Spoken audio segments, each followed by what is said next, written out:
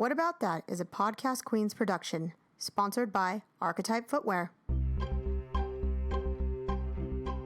Welcome back to another episode of What About That?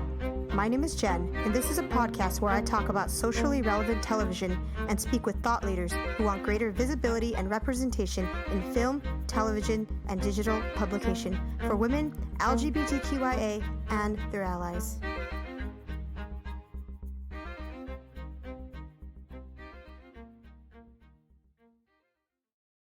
Hi everyone again, I'm Kristen. There we go, that's better. I'm Kristen, this is Ashley Arnold, co-producer. This is Danielle Jablonski, co-producer.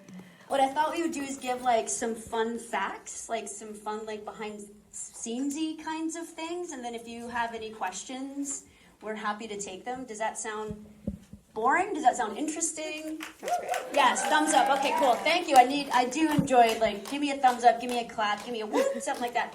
First, I do want to say, if you haven't purchased the soundtrack, you can.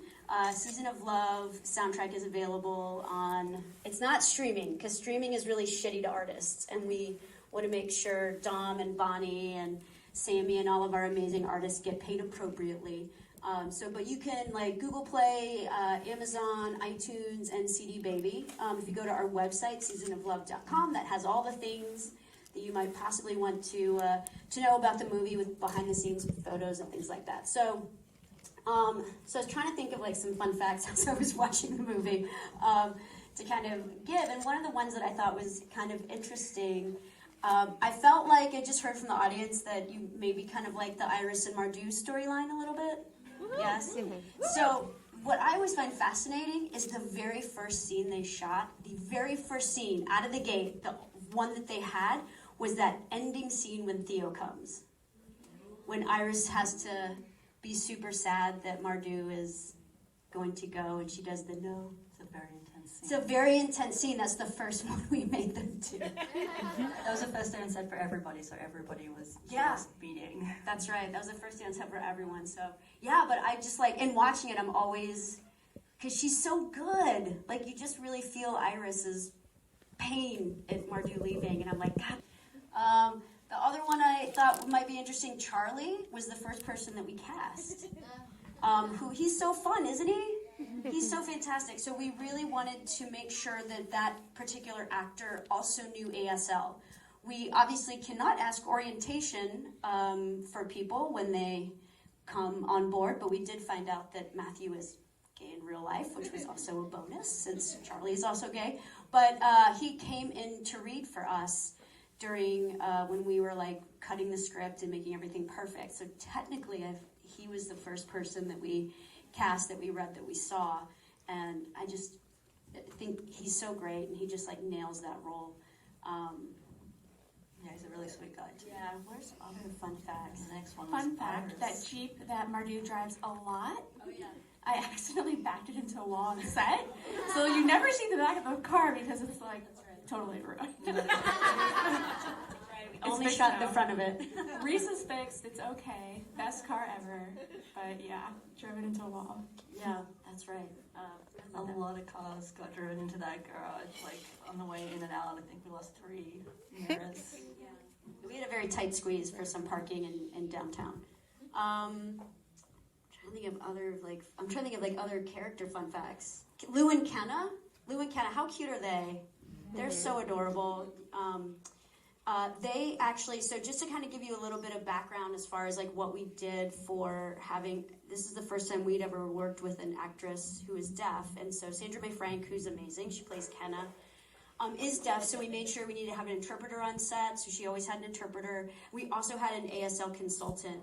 And so they actually worked out all of that all the signing, all the choreography. They had worked on that actually before they came to set. So by the time they got there, what we were rehearsing was really camera movement and camera angles and making sure we could see their signs and that they were really clear. And so at one point, I think I wasn't even sure what they were signing. But I was just, as long as you get the essence of the scene. So later when our ASL consultant was oh, by the way, here's what they said. I was oh, good. That's great.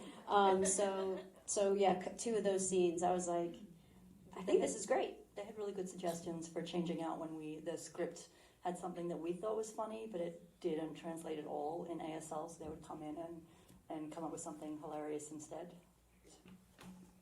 And I'm trying to give Sue and Janey fun facts. An Irish fun fact is when the drunk scene is happening, she doesn't drink. Oh yeah. So she had to like Google like what do drunk people actually act like, and she would spin herself in circles before we would call action, and that's what we got.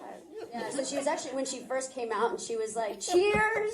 She was actually dizzy. She was not drunk. So yeah, we'd see Emily like doing this behind the refrigerator when we called action. She was very dizzy. And we'll keep that scene. That was the first scene that where Lou and Janey and Iris were all on set together. That was their first scene. And at one point, I think it was like during like the second take, I think I said to Jessica, I said, your job is to wrangle her. Because Emily was just doing all kinds of different crazy things. And I said, this is your task. Like whatever she does, like you have to react. So whatever that means. And we basically had to use one take because they were all different. So we couldn't like really cut them together. So There were about 6 full takes of that scene. because it was mostly one shot. So if you see like the camera never cuts, our DP Dave is just sort of dancing around them. We still have a Sue and Janey fun fact. Do you have any questions about oh, you do? Go. The song, Veggies and Sue. Oh, Yeah. that's a good one. Yeah. So the script just said, and Janey sings a song. And so we're on set, we were like running out of time, and we're like, Kristen. No, we had plenty of time for that one. We had plenty of time. I was just being a lazy director. We did a scene that day. She like pats Janelle on the back and goes, good luck. And calls action, and she like has to come up with a rap. Yeah, she had to. Yeah, I was like, I don't know what you're gonna do, but I'm sure it's gonna be great. Have fun. And so we have like 6 different takes of the Veggies and Sue song. The Red Rover, bring your leftovers. Yeah. Because she did it differently Every time. So we could only take one of those because when the camera pushes in and follows Sue down, it was like, okay. And the other thing too is it was supposed to be Dom's job to stop her. And she like never did. She was like just dancing off to the side the whole time. And then eventually Janelle was like, do you like my song? She was like, oh yeah, I really like it. Because I was like, you're going to stop her. And she just like never did, which I thought was really funny. So those are some fun facts that we think are interesting. But do y'all have any questions? Okay. Yeah, go ahead. Okay, so I really loved all the storylines. If you were to take one and turn it into its own film, if you were to live in one of these worlds, prolonged, which one would it be and why? Oh, God. That's like asking me to pick a favorite child. Did you have one? Well, I went into it loving the Iris and Mardou coupling the most, but honestly, the chemistry between Lou and Kenna is pretty outstanding, and Kenna's amazing. Sandra May Frank, who plays her. So I feel like we would have to do something there. That's hard. I know, That's a hard. main question. I was listening to a podcast and they were doing a recap of the movie, and they had said, there's clearly, Mardou's been crushing on Iris for a while. She's been, probably at family gatherings, just making eyes at Iris across the way, and they were like, I would love to see that. What was the build-up for her? And I thought, that's actually kind of interesting. I would enjoy seeing, since we know they have a happy ending, what was that sort of, longing chemistry that happened? So I would almost go like an Iris and Mardou prequel. I might do something. I would do that. And I think because, I don't know, I've been there when I've been crushing on someone that I didn't think was available, and just the angst around that. So I think that would be fun to do. You have one? Okay. Yeah. Marissa. It's kind of going off that. Which characters would each of you relate to the most? Mardou. Mardou. She's my favorite. Yeah. I mean, maybe Lou to a certain extent too, because I'm very We I all can be very business we all focused. want to be Mardou, but we're probably all Lou. Yeah, really. yeah, actually that's probably more correct. I'm not as clumsy as Lou, but yeah, I definitely think I relate to, yeah, probably Lou and Mark. Probably the ones who are like longing after like the seemingly straight girls. Who like we would relate to. Or me. Yeah. Is there a scene that you really feel like you had to cut out, but you really wanted to keep in? Any other character? Yeah, so during shooting, there's one that it really bothers me that we don't have it, and we had to cut it because of just time, and that was when Sue and Janey first see each other. We don't have that, and like that kind of kills me because we see Sue leaving Flanagan's and going to see Janey, and then we see Janey saying, "I have to leave Iris's to go see Sue," and then we cut to like Janey the next morning going, "Oh, Sue left," and I really would have liked if we could have shot the scene of those two being reunited. So that for me, that's a big one for me. Yep. We were really up against the clock on this. We shot the whole thing in 14 days. So there were definitely some pages that got cut. Yeah, I think that's really the biggest one. Yeah, but I will say, like, I think we cut it because we spent longer on Dom's song. So, and looking at it, I was like, I think we made the right choice. The other thing, somewhat, like, I keep going back to this podcast because I think this is interesting. So, you know when, like, Janey brings out the ring? So we actually had a proposal during the kissing scene. And we read it and it didn't work.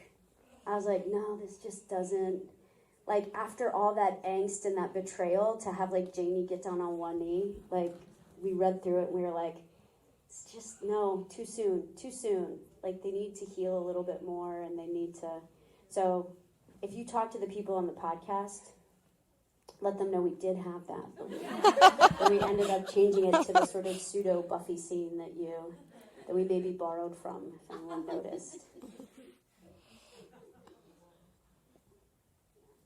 So, any other questions? Otherwise, we can go take photos in front of the step and repeat. We just want to thank everyone again for coming. Thank you for your support. Please tell people about it. If you post on social, please use the hashtag #SeasonOfLoveMovie. And again, if you want to see some like behind the scenes photos, if you want to see some character photos, if you go to seasonoflovemovie.com, that has all the information. And we just want to make more of these queer lady holiday rom-coms and make more content for the queer community, because we love you guys and we don't think there's enough, and we always just want more of everything all the time.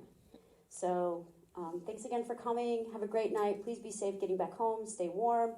And we'll be down out front in the lobby by the step and repeat, so please come and say hi. And I think Laur has some friends here that we're supposed to say hi to. Where are Laur's friends? There, I thought so. Okay, cool. Yeah, so we'll have to take a photo and send it to her. All right. Thank you, everyone. Thank you so much. Have an amazing night. We so appreciate you. Okay. Welcome back to another episode of What About That TV recap and review. My name is Jen, and today on the podcast, I'm joined by TV pundit, queer journalist, and author of the Destiny and Darkeness Series, which I'm currently reading, the lovely Karen Frost. Thanks for having me again. Today we are discussing Tello Films' first movie, which just dropped December 1st. Season of Love is a lighthearted rom-com featuring an ensemble cast of diverse women and their connected love lives during the hectic holiday Christmas through New Year's, who discover love is truly the best gift of all. Follow Iris, Mardou, Lou, Kenna, Janey, and Sue this holiday season.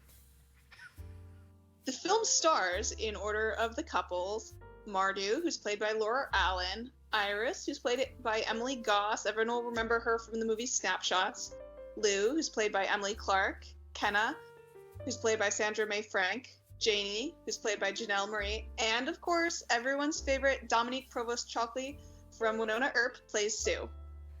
Karen and I experienced the film differently. Karen downloaded the film and watched it from the comfort of her home. I, however, went to the New York City premiere, and I had to face a snowstorm to get there. Now, Karen, going into this viewing, what were some of your expectations for the film given its hype? You know, this was hyped as the queer female community's first Hallmark-style movie. And a Hallmark is a really interesting genre because traditionally it's really had a lot of the subliminal cultural messaging. And by that, I mean there's these weird kind of embedded social mores that are being reinforced. So when we look at what have been done in the past, and I'm going to make these up, but they're probably actually real too. So you'll have this idea of this busy city woman who's working hard and, you know, trying to get ahead, climbing the corporate ladder, and then she goes to a small town to be with her parents. You know, maybe someone's dying or her car breaks down, and she rediscovers the magic of simple living when she falls in love with a local farmer, or maybe he's a mechanic. You know, you get into these kind of classist things, you get into big city versus country, or now there's this thing like A Prince for Christmas. You know, modern career woman meets time-traveling prince and discovers it's okay to be the woman and stay at home barefoot and pregnant in the kitchen. So it's been very, very white, it's been very Anglo-Saxon Protestant, and it's really reinforced what were essentially conservative Christian values. I mean, that was really what the Hallmark company was. But in the last few years, we've seen a shift away from that. It's a conscious shift. It's not a very far shift. In the sense that I think now they've added a few people of color, but it's still the same themes. Also, and I find this really funny, we think of the audience as being women, and while that's by and large true, my dad, who is 70 years old, is also a huge fan of Hallmark movies. But the reason people really gravitate to it is because it's predictable, it's by the numbers. No one's going to be surprised. This is obviously not some sort of suspense genre. So with that preamble, coming into this movie, Tello Films couldn't follow any of that part of the genre. This was not going to be reinforcing heteronormative values. So the question for me coming into it was, okay, well, what does a Hallmark type film look like without that?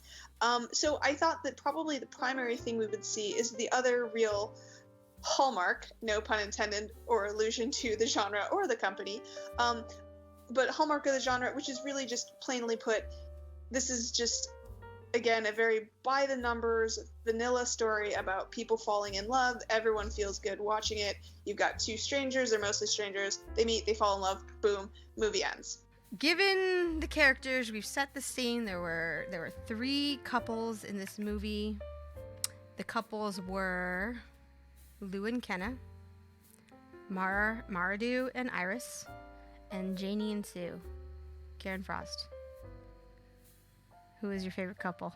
We liked Mardou. We liked her swagger, if you want to call it that. We liked the way that she emoted and was portrayed.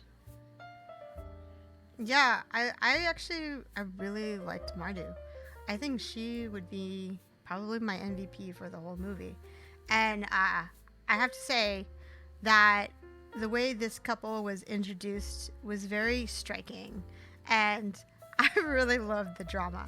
It took me like a second or two to like sit into the drama, but when we first see Iris, she's in a state of devastation, and it was a directorial choice to have her in a wedding gown with just like all this pouring mascara, and her face is just, her hair is all frazzed out, and then the door opens and slowly in walks Mardou, who's just like in this lady suit, and she's wearing the lady suit like Lena Luthor wears a lady suit, which is just really well. And I thought that was just a really strong picture, and at first I was like, oh my god, how dramatic, and then after like 2 seconds I was like, oh, I really like it. So I think that first opening image of Mardou and Iris made me really like that couple. And they also just felt like they had the most, I don't know. I feel like their story felt really complete to me. It's this wonderful framing where we see Emily Gosser's the actress, Iris. We see her face centered in the screen. We see the black mascara coming down her face, and we see her totally framed by white.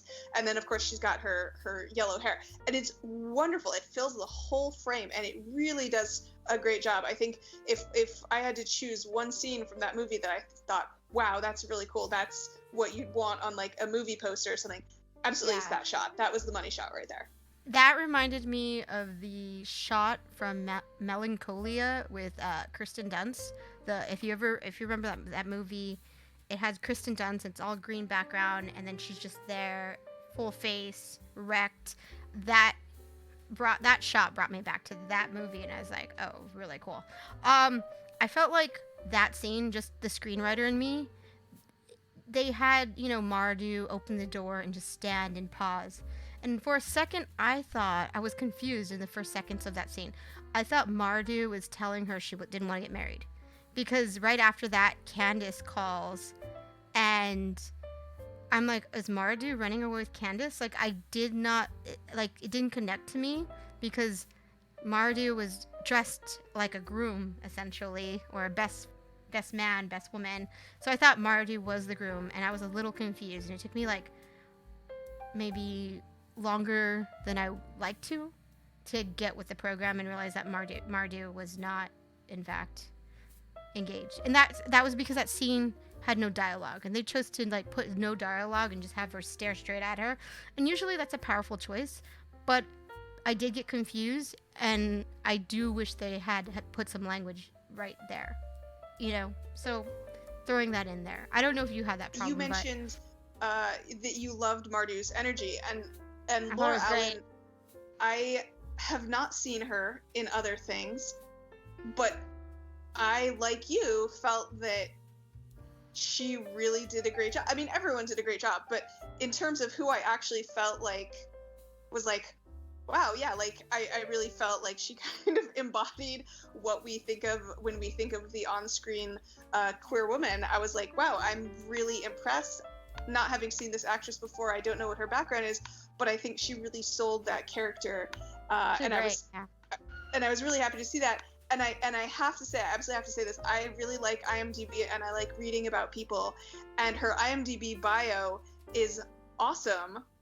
She was a competitive figure skater, basketball player, and archer, and classical pianist. She has tactical handgun training and attended sniper school, where she was trained in sniping and counter-sniping. She was also Miss Los Angeles Chinatown Queen.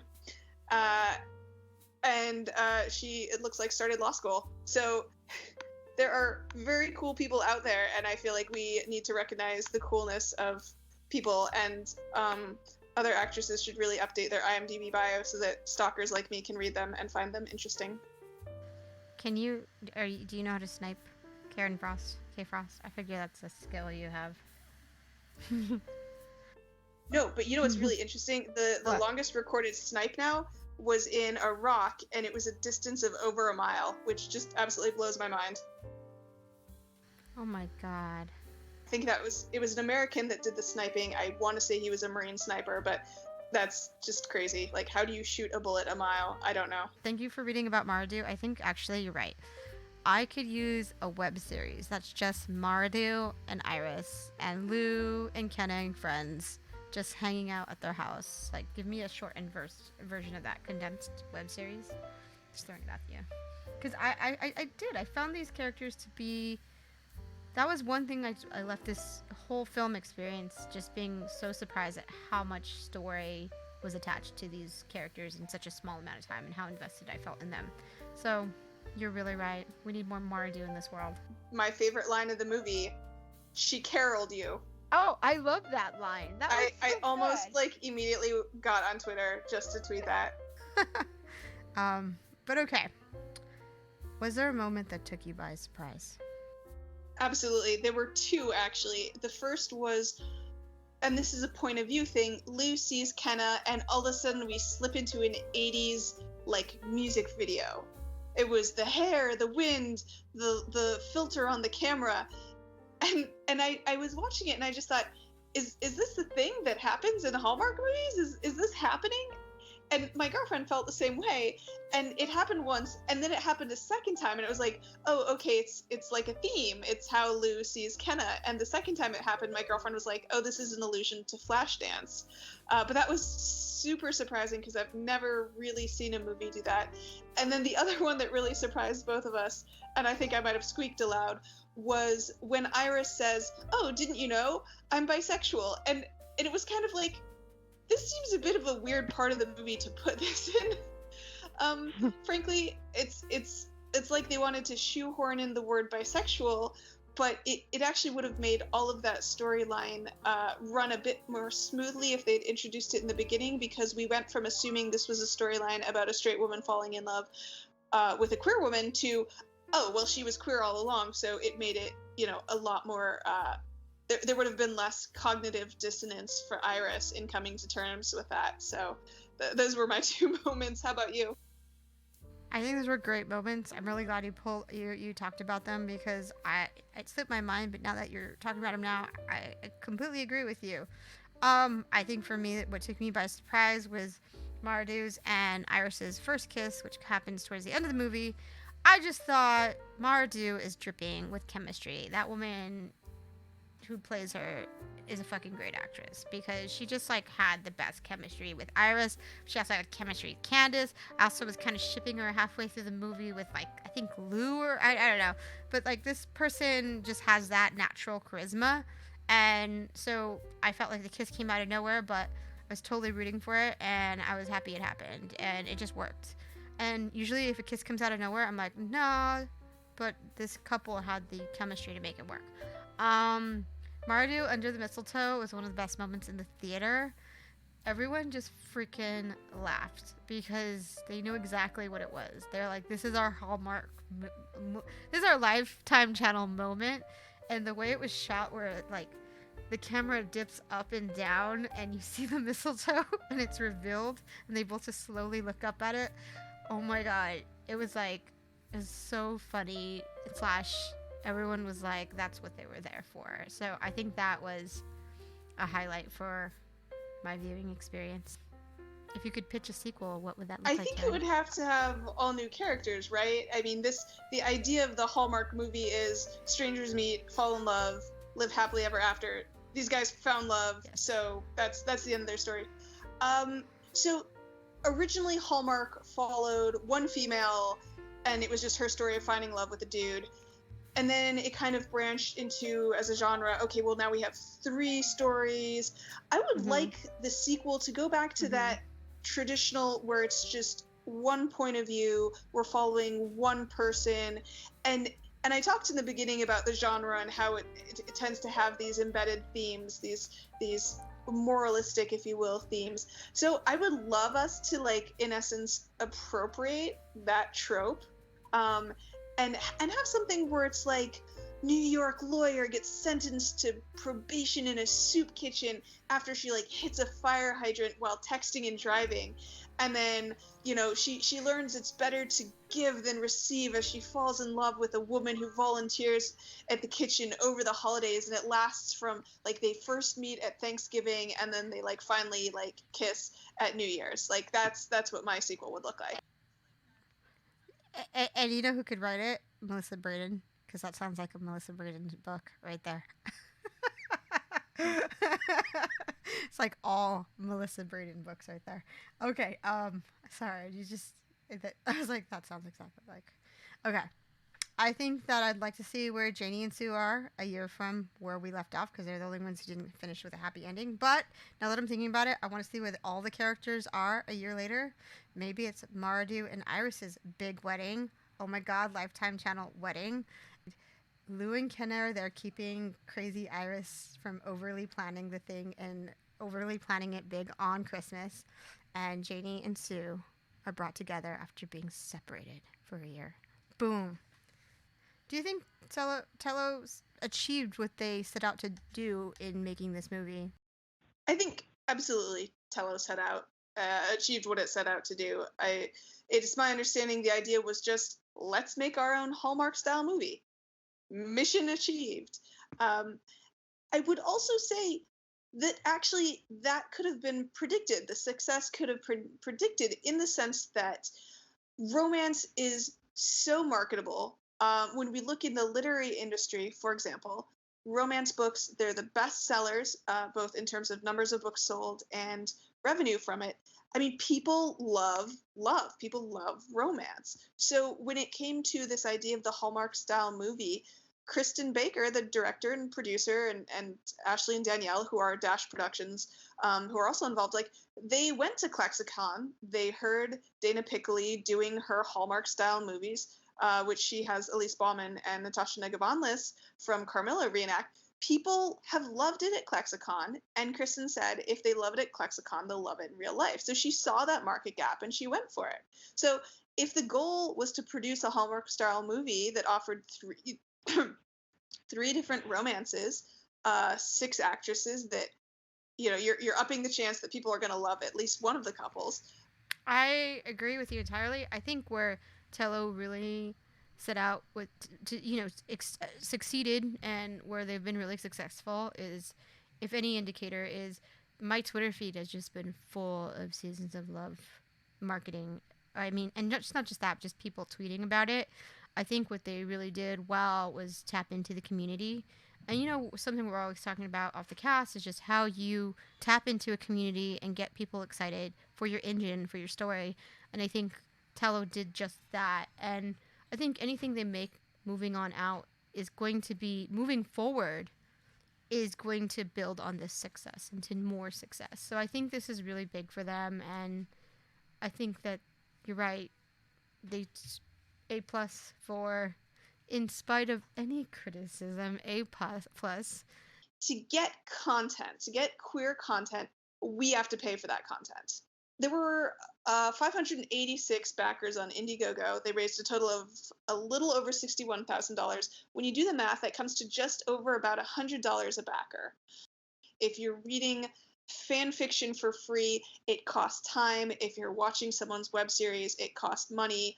There is always some kind of cost.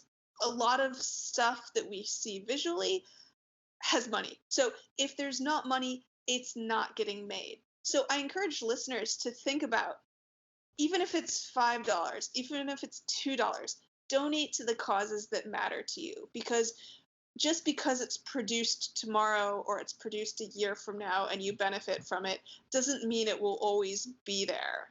Content matters to me, so I prioritize it. I like to support these projects. I hope other people will too. I want there to be feature movies like Season of Love, but that can only happen if people continue to support it. The holidays are a fantastical time of year in which the Lifetime channel screens a month's worth of heteronormative fluff to distract us as we wrap presents, bake cookies, and decorate our homes. And for one brief evening, I didn't watch Rachel Maddow with a sinking feeling in my gut. Instead, I found myself in a room of allies and potential friends, sipping a delicious beer with a soggy hot dog, and at one point during the film Season of Love, I looked around, and the majority of the people in attendance had giant, shit-eating grins across their face as they watched for the first time ever their Hallmark experience unfold on the big screen. It was sweet, innocent fun, and I couldn't help but think, why did this take so long to come into existence? Happy holidays, everybody. I hope you enjoyed this podcast. Thanks for tuning in to this review of Season of Love. Please be sure to follow us on Twitter at whatabout_that, or you can follow me, Karen, at LesDish.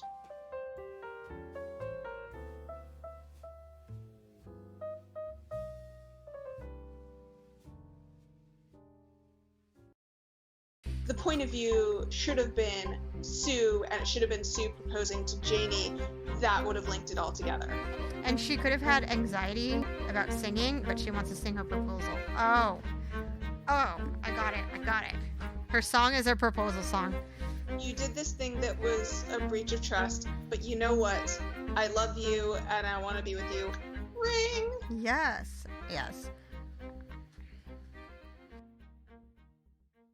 Archetype Footwear is an emerging luxury athleisure brand reinventing the way you buy shoes. Each pair comes with a choice of removable insole.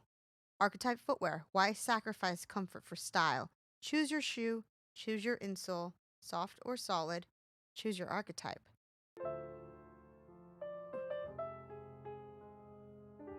And for one brief evening, I didn't watch Rachel.